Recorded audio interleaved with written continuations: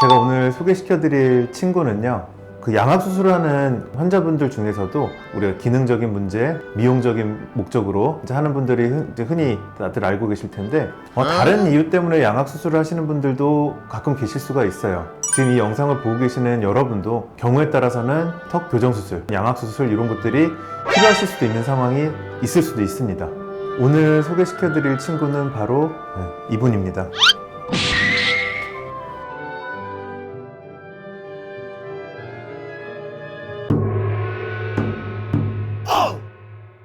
안녕하세요. 정선비 정한울입니다. 무슨 말인지 아마 잘 이해가 안 되실 것 같아요. 나는 뭐 얼굴도 똑바른 범주에 속하고 기능도 내 얼굴 다 마음에 드는데 라고 생각을 하실 수가 있는데, 사실 이제 우리가 이제 살아가면서 다양한 일들이 생기잖아요. 근데 그 중에서 또 하나가 가장 원치 않는 비극적인 사고인 교통사고. 근데 교통사고를 당하게 돼서 몸이 어딘가에 다칠 수가 있고, 특히 안면부, 머리가 무겁기 때문에 다치기가 쉬워요. 그래서 흔하게는 뭐 이렇게 턱이 골절됐고, 코뼈가 골절됐고, 광대가 골절됐고, 이제 이런 말들은 주변에서 접해보셨을 수 있을 것 같은데, 대부분의 골절 같은 경우가 어딘가 골절이 생기면 정복이라고 합니다. 제 위치로 위치시켜준다 그래가지고 어떤 정복술이라고 얘기를 하는데, 일반적인 골절이 생기면 다시 원위치로 복원을 시켜주면 됩니다. 근데 얼굴뼈 같은 경우는 이게 굉장히 복잡해요.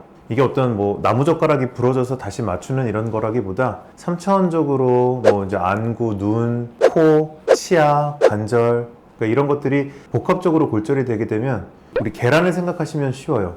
바스라졌을 때 만약에 이걸 다시 테이프로 붙여라 했을 때 어렵잖아요. 특히 이제 거기서도 이 중안면부, 여기 이제 코 주변, 눈 밑에 이런 쪽들은 뼈가 굉장히 얇습니다. 실제로 다 찾아서 제 위치에 놓는다고 해도 이걸 어떻게 고정할 것이며, 이제 그런 애로사항들이 있다 보니까 불의의 사고로, 교통사고를 이제 안면부에 받으신 분들, 잘 수술이 돼서 마무리되는 분들도 있지만, 꽤 많은 경우에 있어서 이 얼굴의 어떤 밸런스나 위치 관계나 수술을 해도 좀 한계가 있는 경우들이 있습니다. 이런 케이스에는 흔히 알고 있는 양악수술 또는 상악수술, 이런 것들이 병행이 되는 경우도 있어요. 서론이 길었는데 한번 일단 보여드리면서 말씀을 나눠보도록 하겠습니다.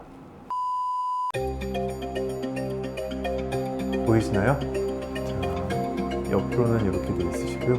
특징적인 게 보시면은 뭔가 위에 치아들이 없습니다. 좀 눈썰미가 있으신 분들이라면 어떤 대칭성 이런 면에서 뭔가 특이하게 여기가 뭔가 혹처럼 달리는 것도 좀 보이실 수가 있어요.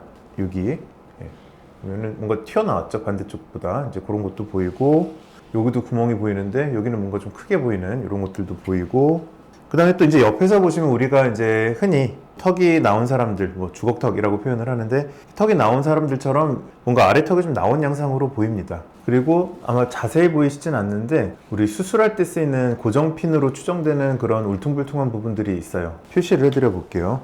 우선 진짜 많네. 지금 제가 이렇게 표시를 한 부분들이 보면은 우리 그 뼈 골절 수술 또는 어떤 뭐 턱뼈 수술, 양악 수술, 윤곽 수술할 때 뼈를 자르고 나면 다시 좀 붙여야 되는 경우들이 있겠죠. 붙일 때 쓰는 금속 판들입니다. 위에서부터 보시면 광대 쪽도 아마 골절이 있었던 것 같고요. 여기 아마 이런 식으로 부러졌던 것 같습니다. 요 길쭉하게 있는 금속 판들을 보실 수가 있는데, 길쭉하다는 건 요걸 세로로 아마 뭔가 이렇게 골절이 있었다는 얘기예요. 여기가 있었던 건 여기도 뭐 이제 이런 식으로 부러졌다는 거고, 여기도 뭐 이런 식으로 부러졌다는 거고, 아마도 여기는 교통사고로 여기 뼈 조각이 다 너무 작아서 녹아버린 걸로 판단이 돼요. 광대 쪽 앞쪽에 눈 밑에는 뻥 뚫려 있고, 요건 이제 네모난 타입의 고정판인데 뭔가 이제 부러졌고, 반대쪽 광대도 부러졌네요, 보니까. 위만 아니라 아래 턱뼈도 부러졌어요. 참 마음이 아프죠. 뭔가 이렇게 핀이 많다는 건 그만큼 많이 얼굴에 손상을 입어가지고 수술을 해드렸다는 그런 분일 거라고 보는데, 요거는 뭐 이제 제가 몸담았던 병원에서 그러니까 응급적으로 처치를 받으셨겠죠. 받으셨는데 이제 회복이 어느 정도 되시고 이제 기능적인 복원을 함에 있어서 정상적인 안무를 위해서는 단순 임플란트가 아니라 양악 수술이 포함된 임플란트가 필요하다라고 이제 진단이 되셨던 분으로 기억을 합니다. 아까 이제 이쪽이 뭔가 이렇게 튀어나왔다고 말씀드렸는데, 턱관절 과두라고 합니다. 이 고기가 아마 골절이 있었던 걸로 판단이 돼요. 그래서 정면에서 봤을 때 이런 식으로 턱관절이 있어야 되는데, 이게 이런 식으로 부러진 거죠. 부러진 채로 지금 시간이 지나고 이런 채로 지금 회복이 되신 거예요. 턱관절이 부러진 게 어떤 영향을 미치냐면요, 원래 있었던 턱관절이 부러지고 옆으로 이것도 무너져 내린 거죠. 그러면 이 턱의 길이가 원래 이만했던 분인데 이게 짧아집니다. 뒤쪽이 이렇게 무너졌어요. 뒤가 이렇게 받쳐주던 게 무너지다 보니까 여기로라도 씹어주니까 턱이 이렇게 돕니다. 이렇게 회전을 하게 되는데 그러면 윗니 아랫니의 공간이 벌어지게 됩니다. 뭐 반대쪽도 정상이라고 볼 수는 없어요. 턱관절 뼈의 머리의 절반 정도가 무너져 내린 그런 정도 수견인데 이분의 목적은 그래서 통상의 임플란트만으로는 이제 원래대로 회복이 어렵다라고 이제 진단을 받으시고 저희 쪽에 오셔서 수술을 하셨던 그런 케이스입니다. 수술을 할 때 이 뼈 상태들을 다시 한번 평가를 해서요. 핀들을 제거할 수 있으면 제거를 하고 두는 게 오히려 유리하다는 판단 하에서 두는 경우도 있다는 거죠. 못한다기보다도. 지금 이분은 진단적으로 조금 뼈가 앞으로 나와야 되는 것들, 그리고 위아래로 봤을 때도 이게 위턱뼈가 조금 아래로 좀 보강이 됐으면 더 좋다는 위치, 그쵸. 아래턱도 턱관절이 부딪혔기 때문에 이게 조금 더 위랑 조화롭게 된 위치로 아래턱도 위치를 맞춰드려야 되고, 마지막으로는 결국 여기 임플란트 같은 것들을 더 추가로 하고 치아를 만들어 드려야 되기 때문에 남아있는 뼈가 도대체 임플란트 하기에는 얼마나 남아있는지 그런 것들조차도 반영을 해서 수술을 하게 됩니다. 구독과 좋아요 부탁드립니다. 통상 이제 이분은 통상의 이제 상악 수술법을 통해서 뼈를 잘 절단하게 되고요. 다른 분들이랑 다르게 뼈가 약한 부분들이 있으니까 이 뼈를 자르는 디자인하는 것도 그런 것도 고려를 해야 됩니다. 다치신 분들은 어렵습니다.